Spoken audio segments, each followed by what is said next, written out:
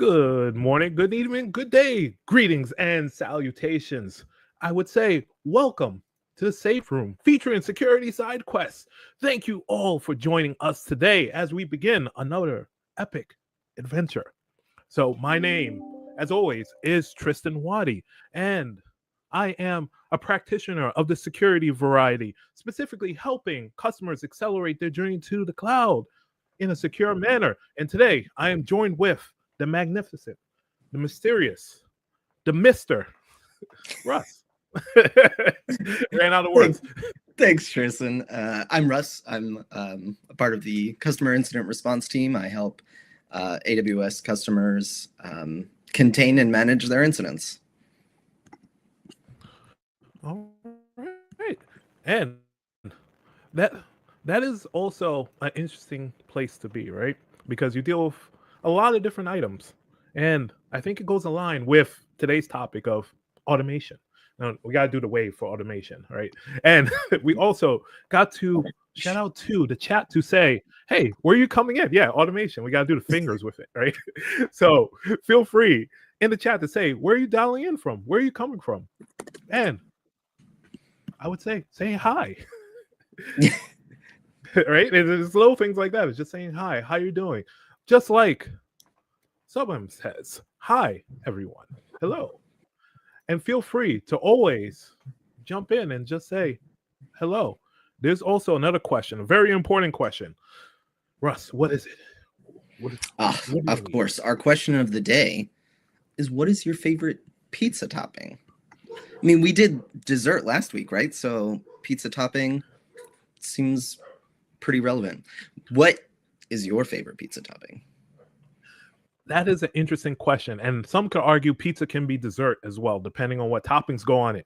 But if I had to guess, I go the other way with pizza, right? You say, oh, to put the marinara sauce, the cheese and stuff. Like, no, I say make it a barbecue chicken pizza. So barbecue sauce and chicken, onions, and hot sauce. The hot sauce just adds a little bit of extra, little bit of flavor to it. So there's absolutely nothing I can criticize with that answer. That's a great answer. I was actually going to say something very similar, but instead of barbecue chicken, I was going to go with buffalo chicken, because that is my favorite topping, is buffalo chicken on top of a pizza. Fantastic. So do you dunk it in? So there's questions that come from this. Let's put step functions and security automation. So if you have buffalo chicken, do you have a side that you dunk said pizza into? That is the question. Yes, but it's not going to be a popular one because I am more of a ranch than a blue cheese type of person. And my wife is from upstate New York. And so I get brutalized for my decision every time. So for anyone out there who's like a real blue cheese diehard fan, like, don't worry, I'm getting punished every time. And harassed and made fun of. So don't worry, I'm mocked. We're good. I get the appropriate punishment for my choices. No worries there. That is funny. And we also have a question. You seem like infrastructure guys. How often do you code? I would say every single day, every single night. So from an infrastructure standpoint, we do items, or myself, Terraform as code. We do Python, things of that nature. So thank you. That's why we eat so much pizza for some reason. I don't know if there's a correlation, but it gives me a reason to eat pizza. So thank you for that question. And absolutely. I would say go along, kind of moving along. Feel free to continue to put your items in chat. We have an interesting show for today, and it's a continuation, if I'm so correct in saying so. Russ, where are we coming from today? So we're coming from I would say. Hey, you got to know where you're coming from to know where you're going. So where we came from was our basic security automation and orchestration episode. You don't have to have watched last week's episode to be able to follow along this week. We're moving a little bit more away from maybe some simple automations and getting into a little bit more complex and trying to orchestrate entire workflows and processes, and try to up your game and mature to maybe the next step in our automation journey. Yeah, and that sounds so. If I was just a regular security practitioner, you say go to the next step of automation. Sometimes I also say, hi, joining from Tokyo. Thank you for joining. And then, hi, from Nigeria. But I will also say, that sounds a little bit scary, right? Dangerous to go alone. But we're taking some friends today, right? I have you, you have me, we have the chat, so we can figure it out. But I think we also have a poll just to gauge the audience as well, right? Sure do. So let us go to said poll to say, hey, what are we doing today? Here we go. Okay, so what is your security automation combo style? So where are you with your security automation? Are you a basic like a Dragon Ball Fighter Z? Are you customizable? So you're, moving in and doing your own automations and customizing and, making templates your own, the Mortal Kombat 11 style. Are you a little bit more complex, a little bit more Marvel versus Capcom? Or are you completely fully modern, Street Fighter 6, full orchestration, ready to go? Yes, and feel free to That's put in the chat the numbers for that. And also feel free to ask your questions. Thank you for asking if you can ask. And I also say the quick hellos. And the reason why we picked all these items is because they're interesting, right? When you think of the first answer, I would go the basics, right? You make a lot of flashy moves and you could press the minimal amount of buttons. But it really depends on what your combo style is, what your organization, what your target state security strategy, all those kind of things, as well as saying a happy Monday. So I would go with the Dragon Ball Fighter Z just because I'm a little bit biased and our show is kind of based around power levels today. So I would say option 1 is for me. So what about you, Russ? I would say Mortal Kombat 11.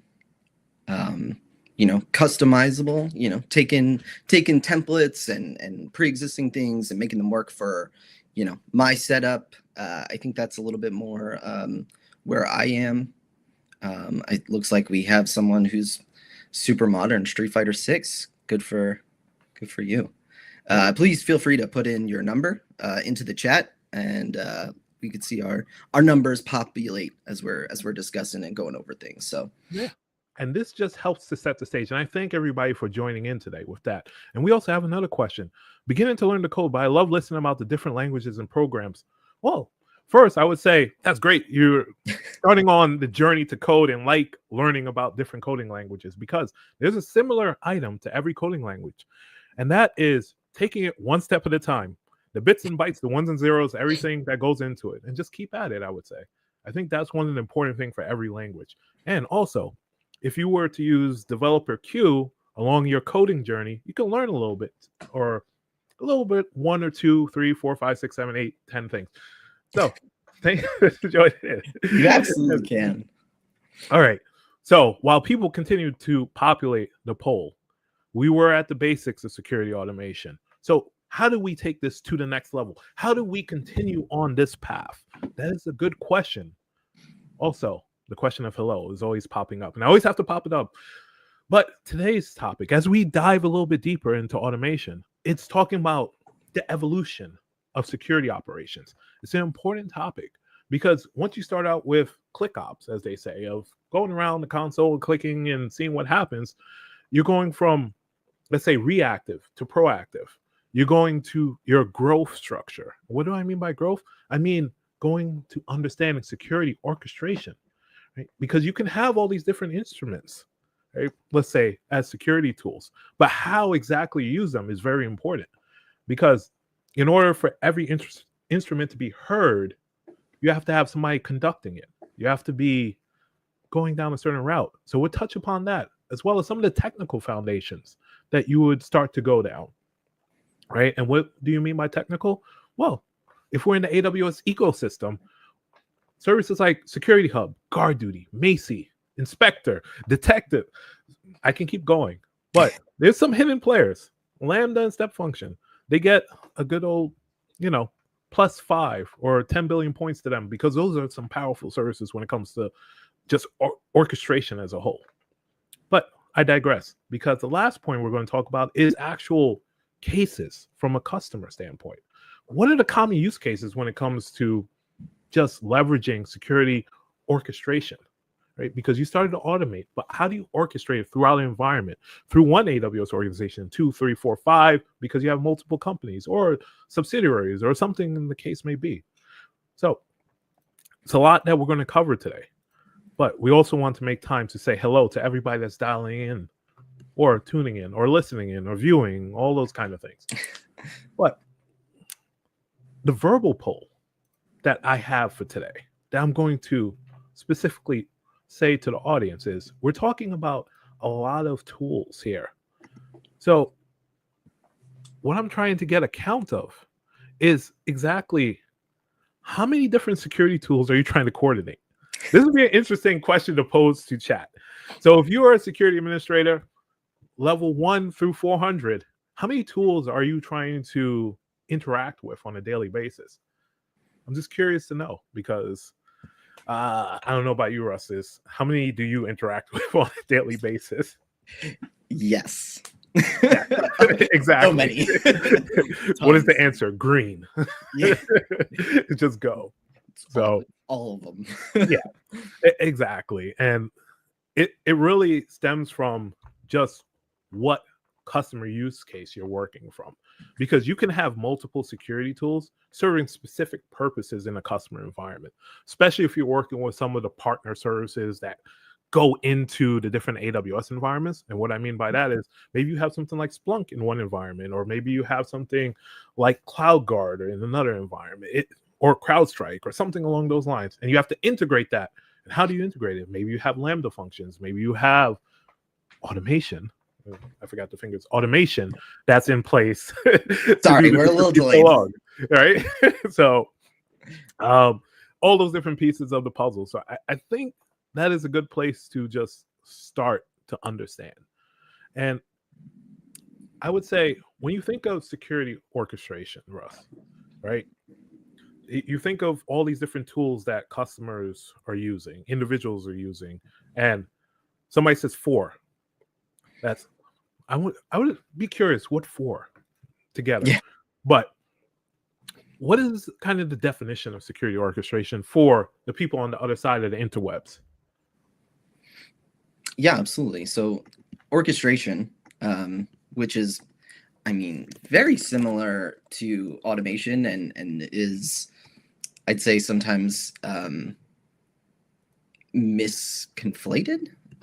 So really, orchestration is arranging several automation, I'd say, mechanisms, processes to produce that desired end state. So whether you're trying to automate detections, whether you're trying to automate, like monitoring of activity, or whatever use case you have, the systems that you implement in order to automate and interconnect those systems to be able to really work together and become stronger as a whole.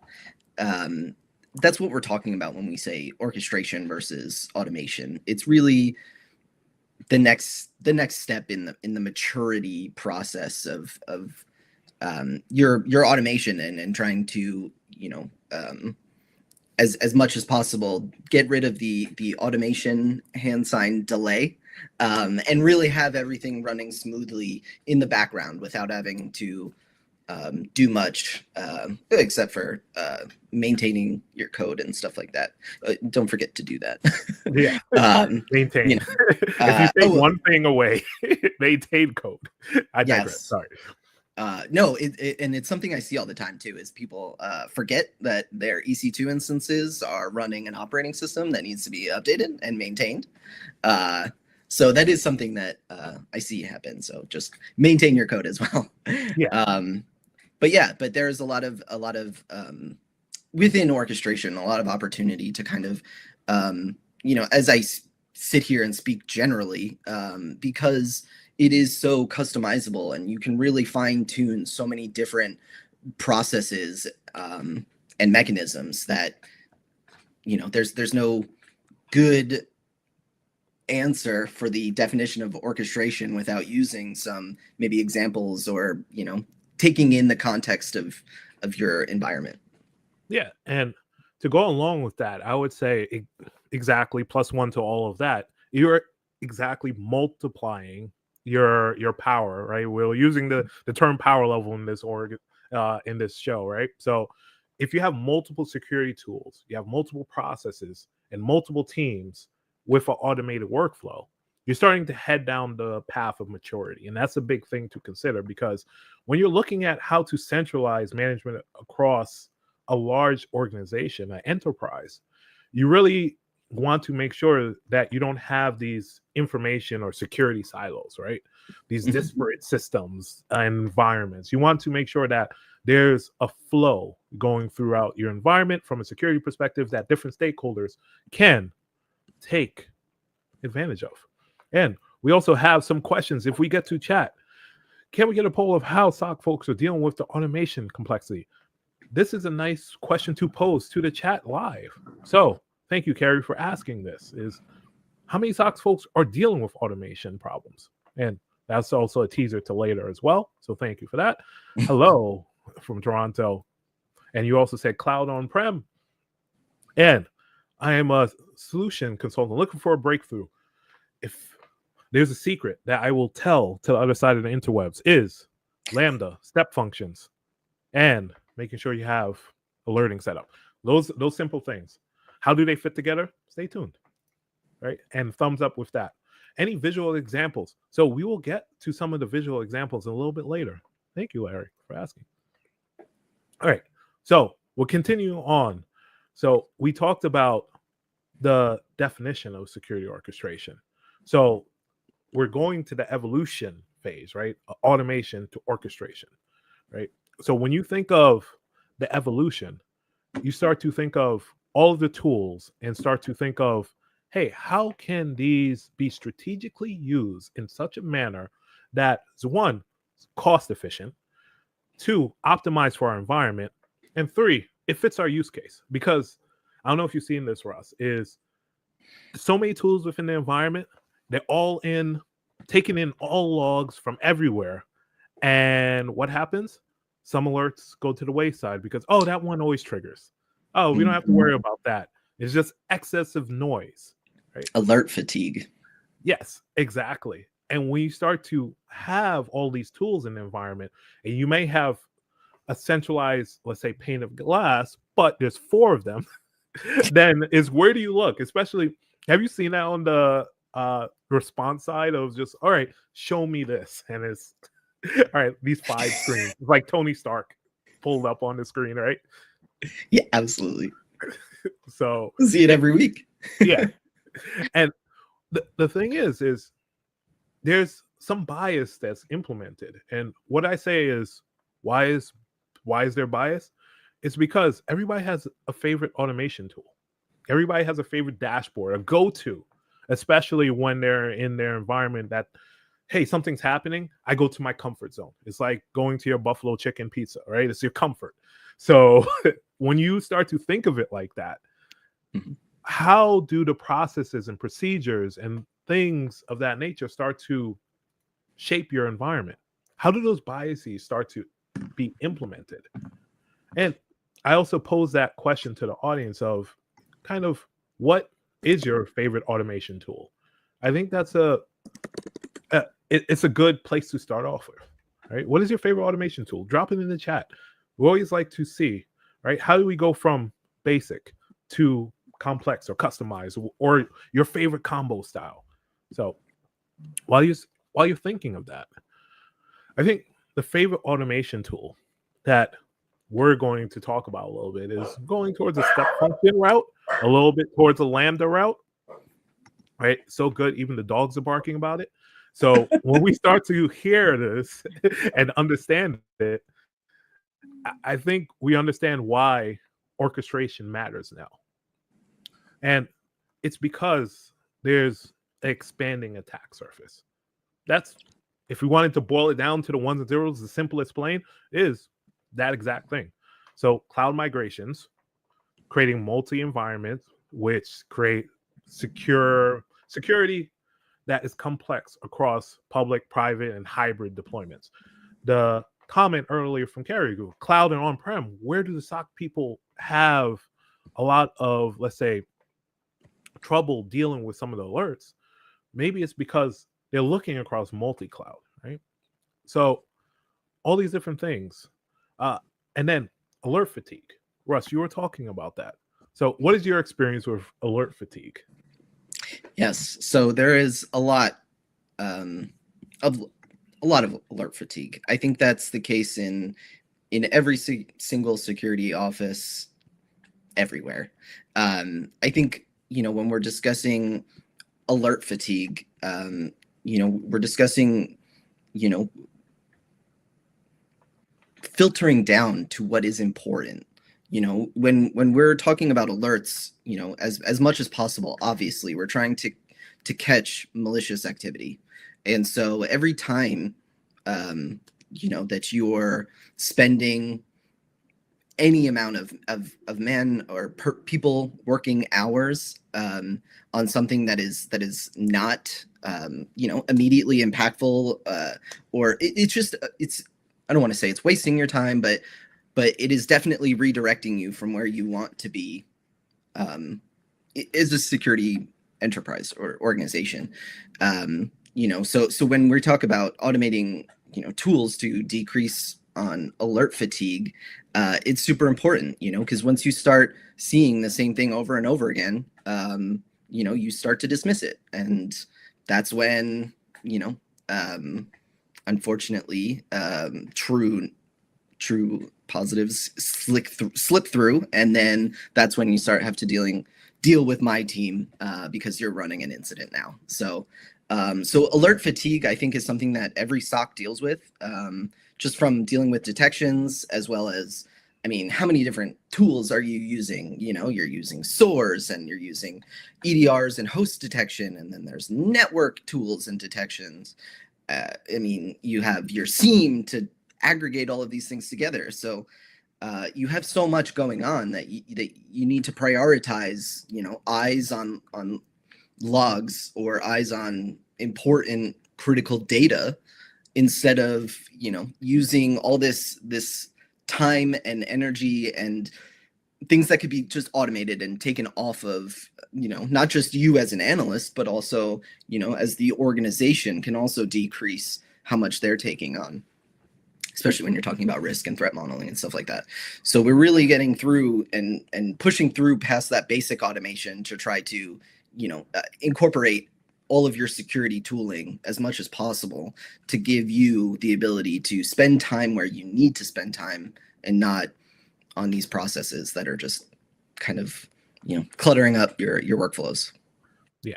And that's exactly the case, because there's the other factors that people, talk about, but don't talk about, is usually like business pressure, right? Is, hey, we have to get this spun up.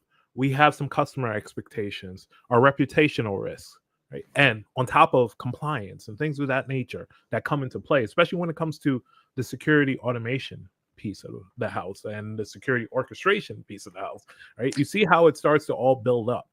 And before we jump in to kind of a story, and thank you for LinkedIn user popping that up, and also thank you for the compliment on the coffee mug. They get that reference. 10 billion points to you. So I think we also have another poll when it comes to thinking about the combinations based off of everything we were just mentioning, going down the rabbit holes of understanding all the different challenges and why security orchestration is important. Now we start to go to the next level, right? We think of defense in depth. We start to go layer by layer.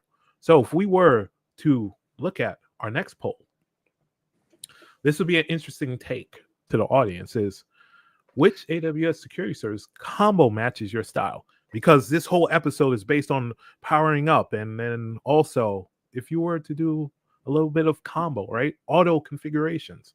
If you get all these references, 10 points to you. So put 1, 2, 3, 4 in the chat. Which one would you go through? What is your combo style?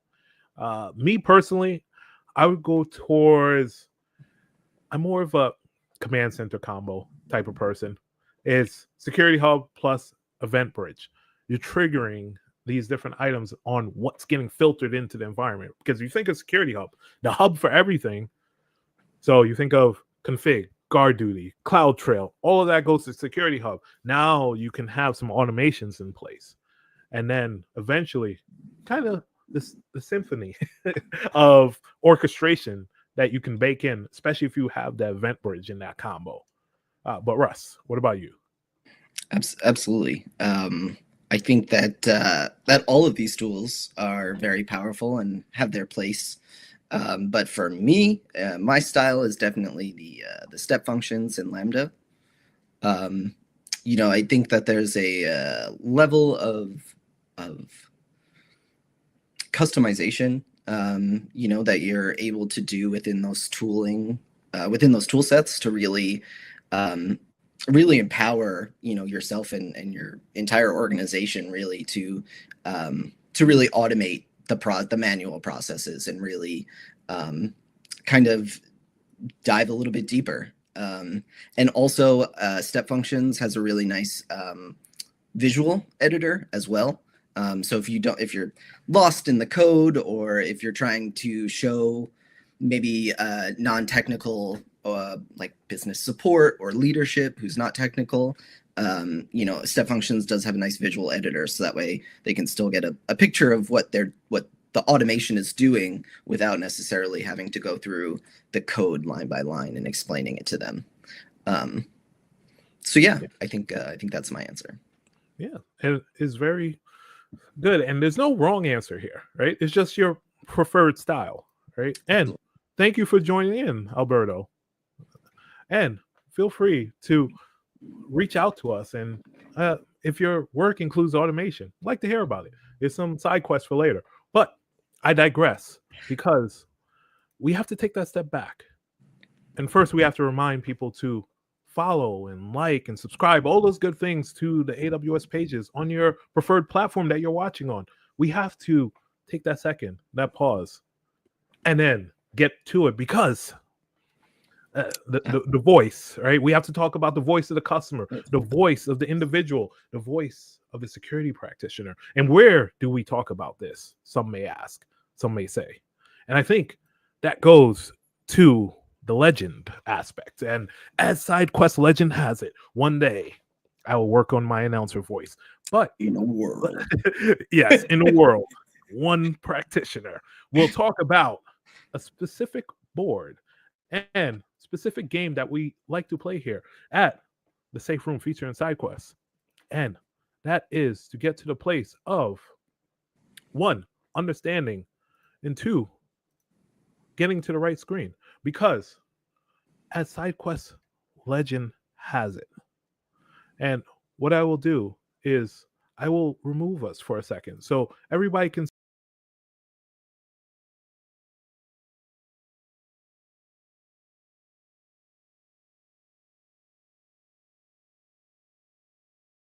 going through this.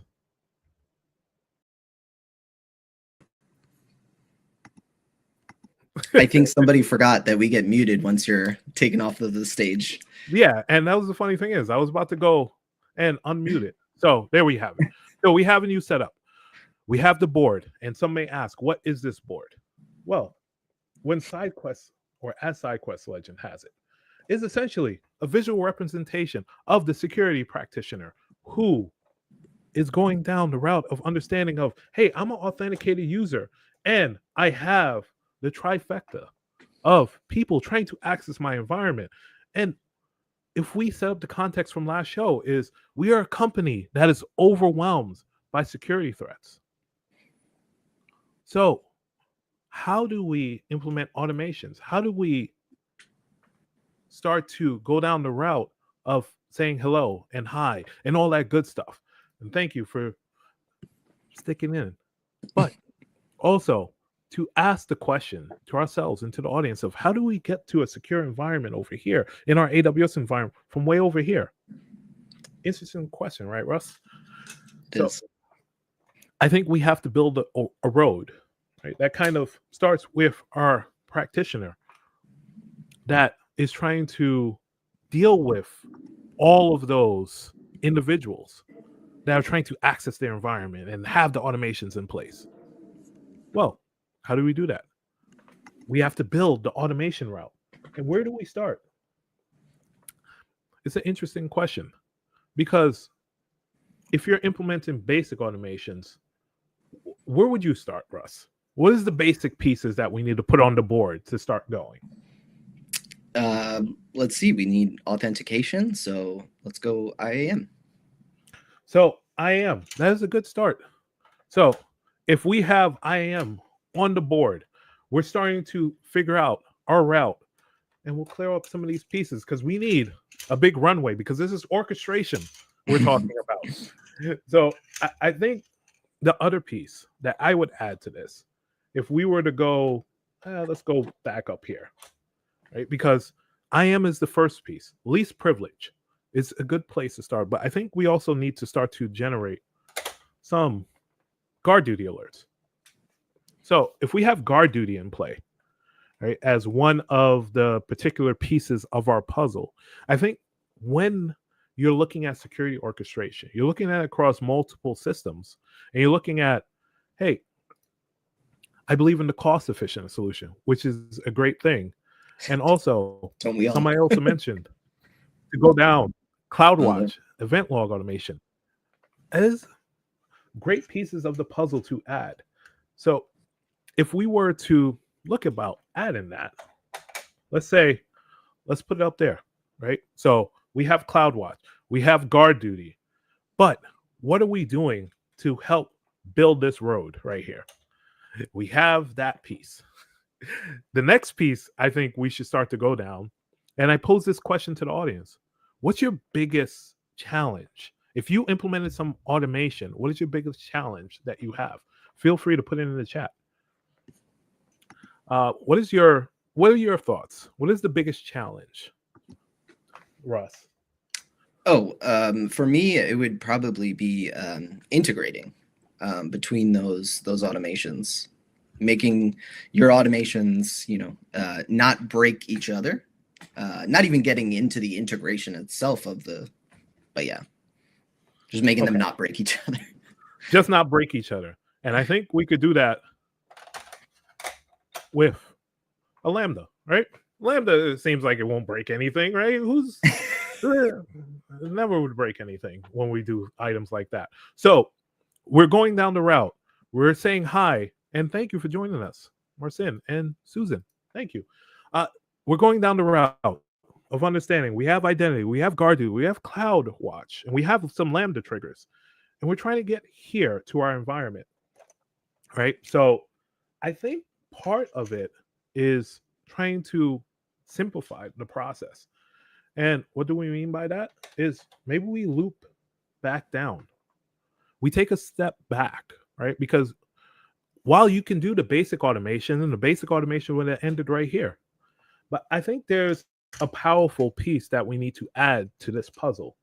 And that powerful piece starts to stem from, one, the understandings of automation, and two, the understanding of how we can possibly move that into frame, and two, understand step functions, right? And when it comes to the power of step functions, it's essential when it comes to security orchestration at scale, because there are so many pieces that go into orchestrating an environment, and having a centralized mechanism in place that can help you orchestrate. I was looking for another word, but orchestrate your workflows is very important, right? So if you have this route going on, now you have a step function, you can start to do a couple more things, right? And the question I pose is, if we're going down this path, how do we integrate? Right? How do we get the integration?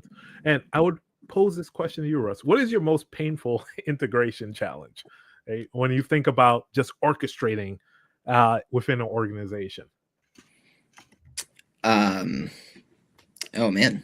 I'd probably say just keeping track of all of the different automations and what's going where and what's supposed to be firing off, and just managing, I guess, organization and management of the orchestration. So if it's orchestration and management, you know what I'm going to do? I'm going to throw down config face up for alerts into the environment. So if you're having some integration challenges, of course, I'm just going to put config in there.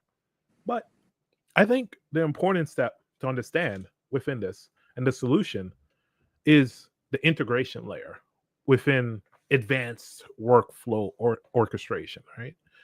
Because within that layer, you start to ask different questions, right?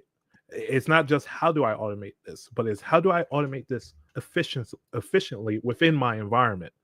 And even if you have, let's say, config and security hub and all these different pieces of the pie, you can still get over here.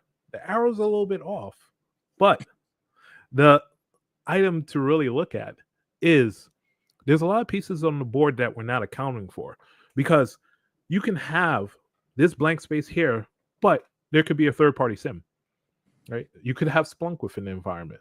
You could have a security lake in the environment.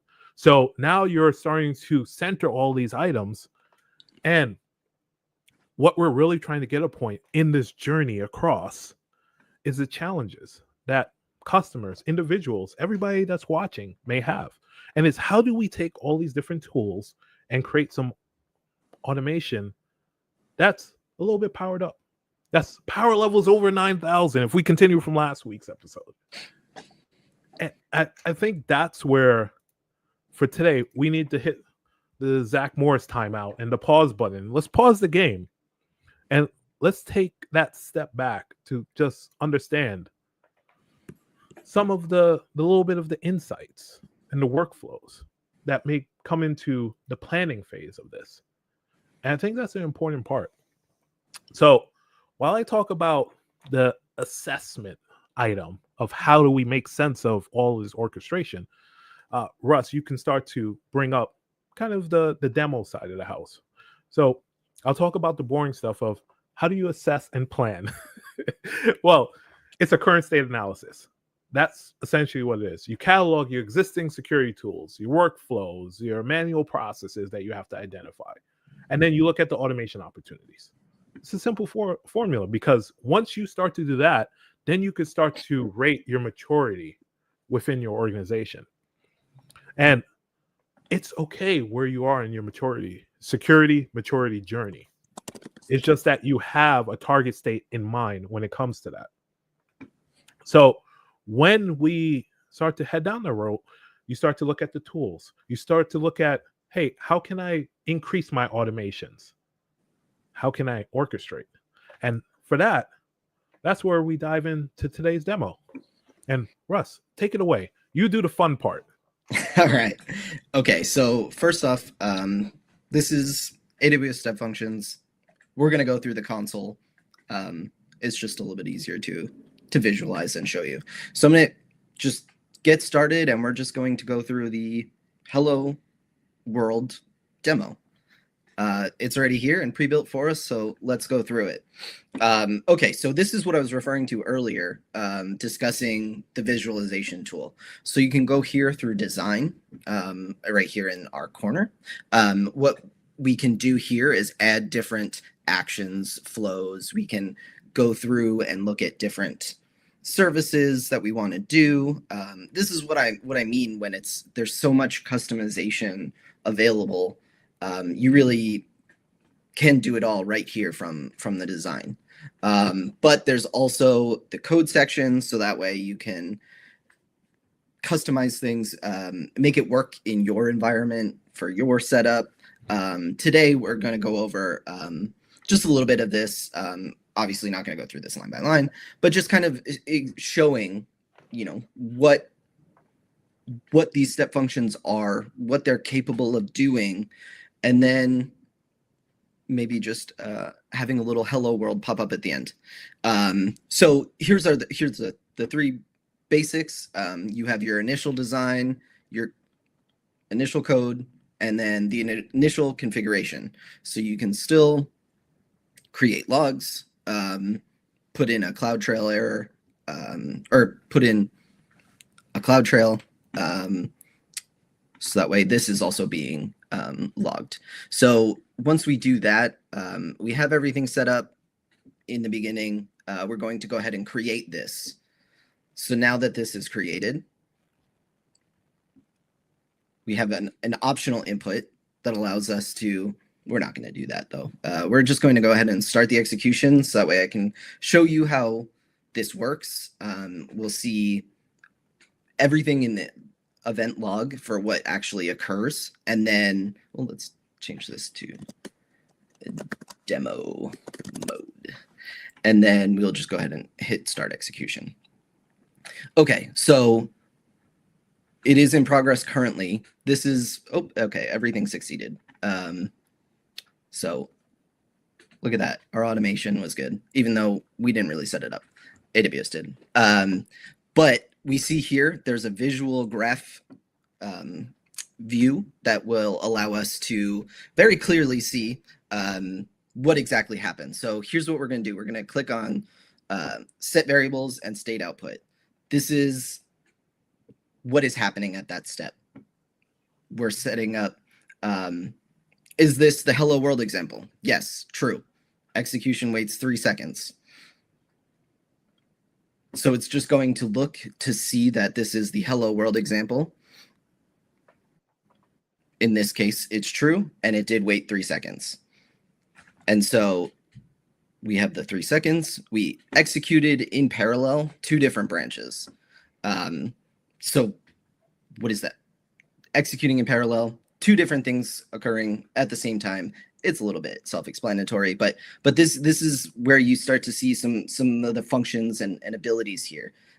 It's asking a question. Is this the hello world example? Yes. Then it moves on to the next decision. If it says no, then it would fail the execution, and we would be at the end state with a fail instead of a success.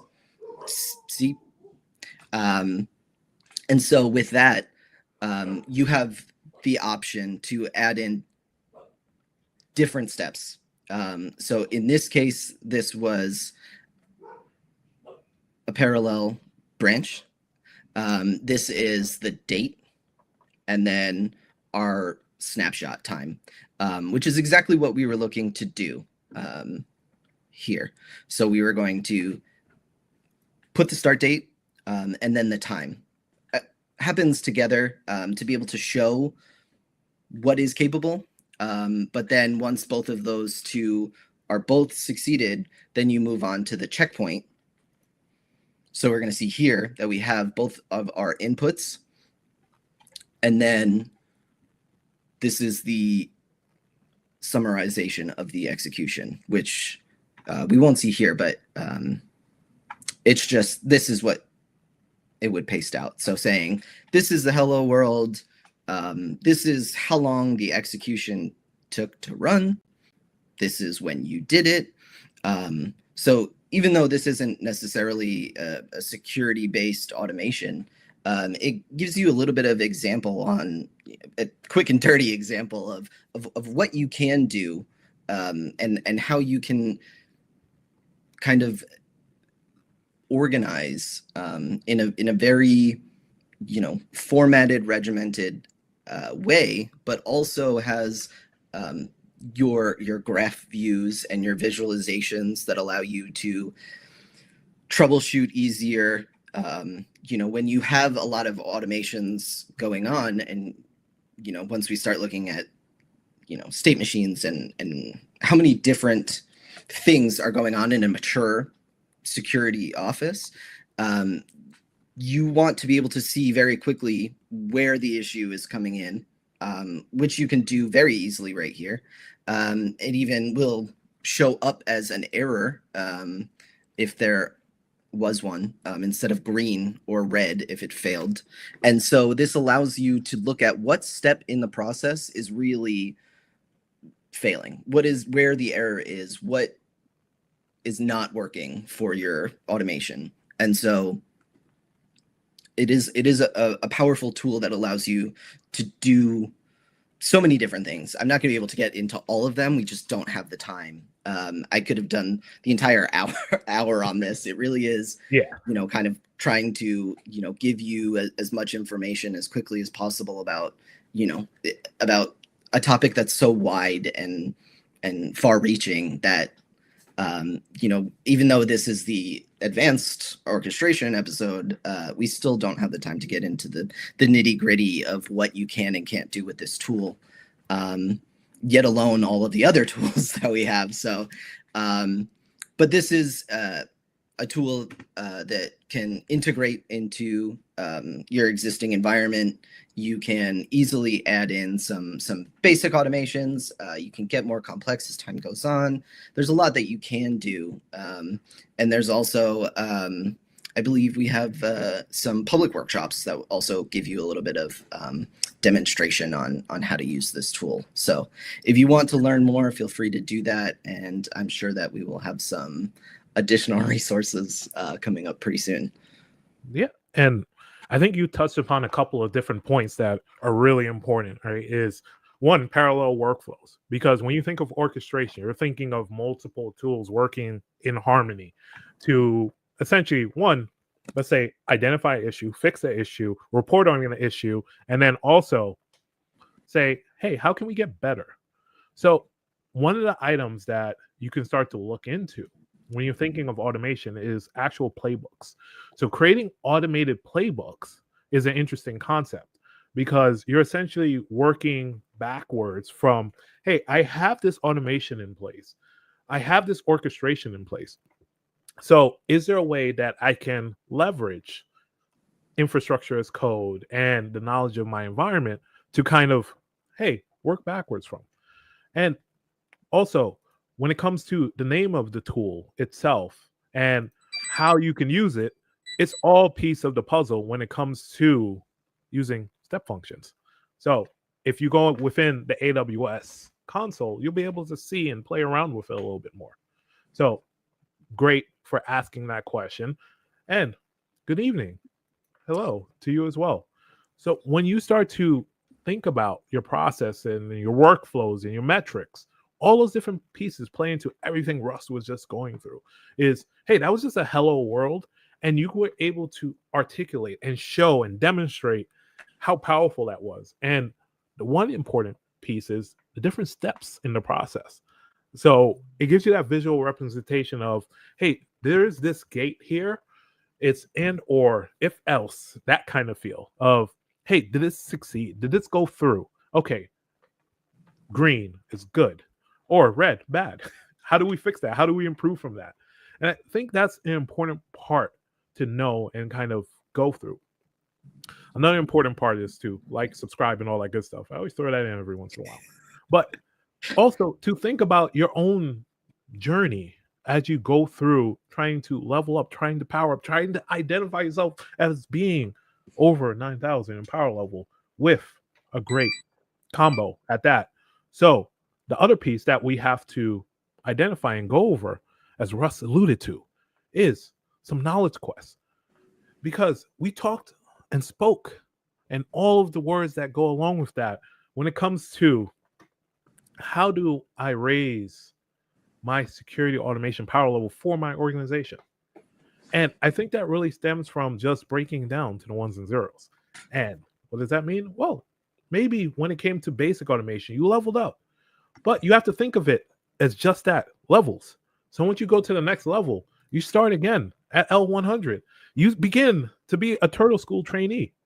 And what is a Turtle School trainee? Well, Dragon Ball Z is where he initially started out on his quest as basic understanding how to throw a punch, to also eventually level up to do combos. And you kind of see the kind of route we're going down.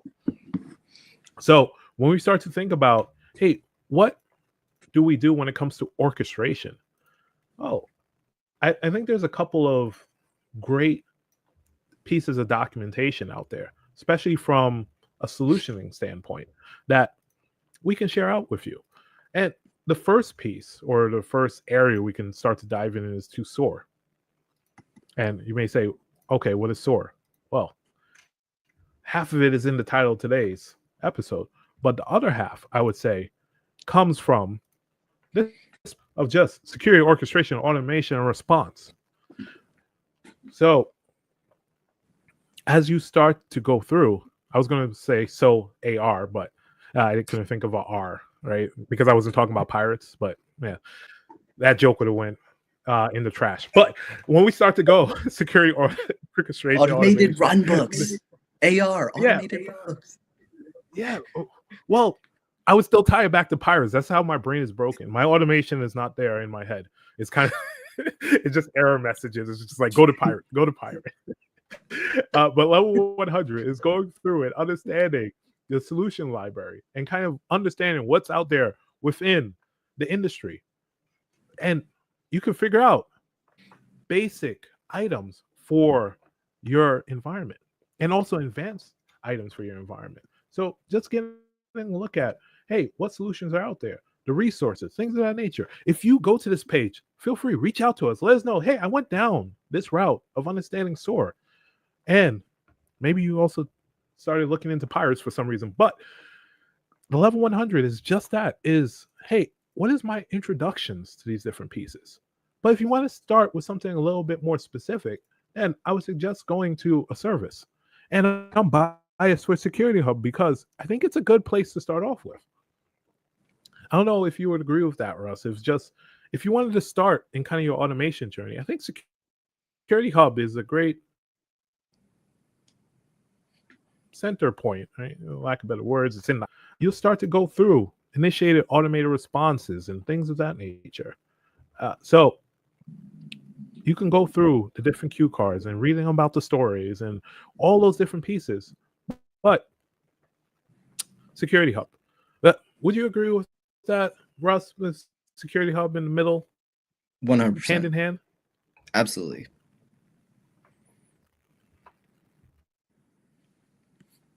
So let us continue on. The next piece of the puzzle that we can start to talk about is the L200 items. And I think I am starting to lag a bit. So we will continue on with the next piece of the puzzle. And that piece of the puzzle is Event Bridge.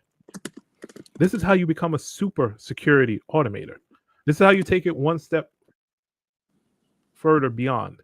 And as this screen continues to load, essentially what it is starting with Event Bridge and getting to know the service itself. Right?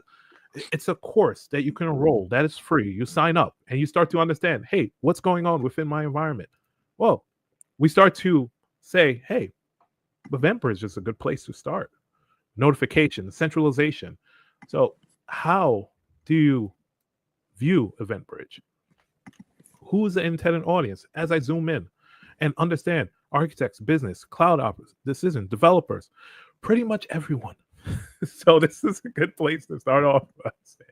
So this is another, if you want to enroll in the course, feel free, let us know and kind of delve in from there.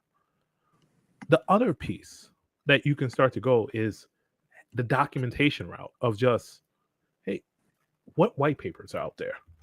And I think the interesting white paper to go through is the SimSOAR white paper.